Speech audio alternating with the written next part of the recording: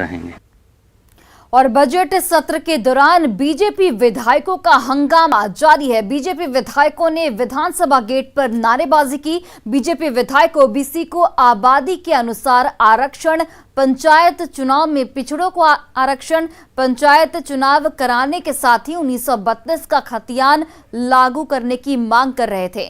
BJP विधायक अनंत ओझा ने पंचायत सचिवों पर किए गए लाठीचार्ज की निंदा की और उन्हें जल्द से जल्द नियुक्ति पत्र देने की मांग की है।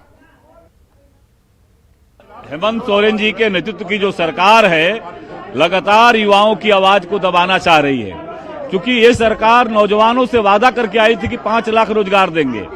और आप झारखंड में देख सकते हैं कि पंचायत सचिव की बहाली की सारी प्रक्रिया पूरी हो गई।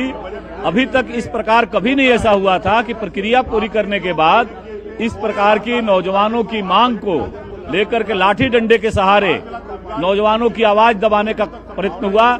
आज रिम्स अस्पताल में कई युवा जो पंचायत अभ्यर्थी है वो रिम्स अस्पताल में भर्ती है। इस दमन का भारतीय जनता पार्टी सदन के अंदर और सदन के बाहर हम पुरजोर विरोध करेंगे।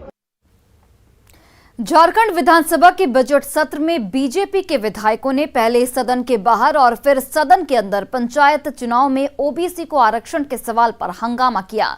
बीजेपी के विधायक वेल में आकर नारेबाजी करने लगे। विधानसभा अध्यक्ष रविंद्र नाथ महतो ने विधायकों को शांत करने की कोशिश की, लेकिन जब हंगामा शांत नहीं हुआ तो उन्होंने अल्पसूचित प्रश्नकाल की शुरुआत की। प्रश्नकाल में माले विधायक विनोद सिंह ने बेरोजगार युवा और बेरोजगारी भत्ता का मामला सदन में उठाया। इस पर श्रम मंत्री के जवाब के दौरान भी हंगामा जारी रहा, जिसके बाद स्पीकर ने सदन की कार्यवाही 12 बजे तक के लिए स्थगित कर दी है।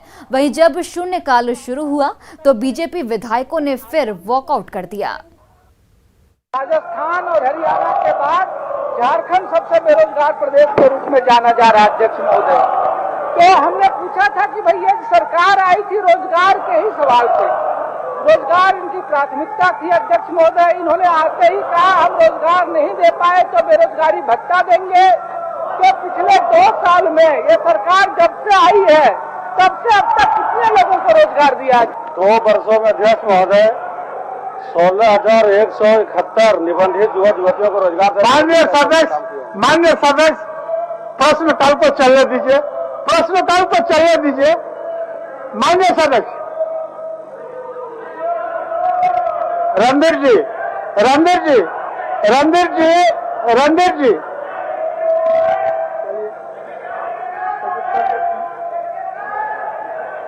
सभा की कार्रवाई 12 बजे मध्याह्न तक के लिए स्थगित की जाती है। और इधर स्वास्थ्य मंत्री बन्ना गुप्ता ने कहा है कि पिछड़े वर्गों को मिल रहे 27% आरक्षण को तत्कालीन मुख्यमंत्री बाबूलाल मरांडी ने ही हटाया था। अब इन्हीं के विधायक और इन्हीं की पार्टी विधानसभा में बैठकर धरना प्रदर्शन कर रहे हैं। उन्होंने बीजेपी विधायकों के प्रदर्शन को नौटंकी करार दिया है। आरक्षण की बात कर रहे हैं। चमन को सींचने में कुछ पत्तियां झड़ गई होंगी, यही इल्जाम है मुझ पर चमन से बेवफाई का। मगर जिसने रौंद डाला अपने पांव तले कलियों को, वही दावा करे चमन की रहनुमाई का। जो लोगों ने 27% आरक्षण पिछड़ा दलित का छीनने का काम किया भाजपा के लोगों ने, आज जो है वो सियासत कर रहे हैं। लेकिन हम लोग जो है, हम बैकवर्ड कमजोर वर्ग के आदमी हैं, 27% आरक्षण पुरजोर मांग करते हैं और करेंगे।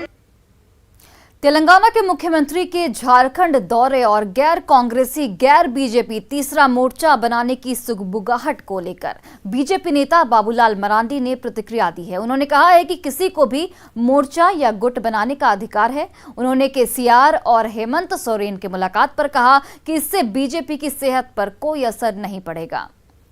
हमको जितनी मोर्चा बनाना है बना ले, क्या दिक्कत है? लोकतंत्र में अधिकार है।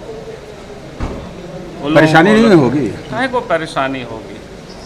क्यों परेशानी होगी? विपक्ष मजबूत हो जाए परेशान तो वो लोग परेशान है ना, इसलिए वो लोग हाथ पैर मार रहे हैं। भाई उन लोगों को साथ कौन देगा जब जनता के लिए वो लोग काम नहीं करते? और वहीं पांकी से बीजेपी विधायक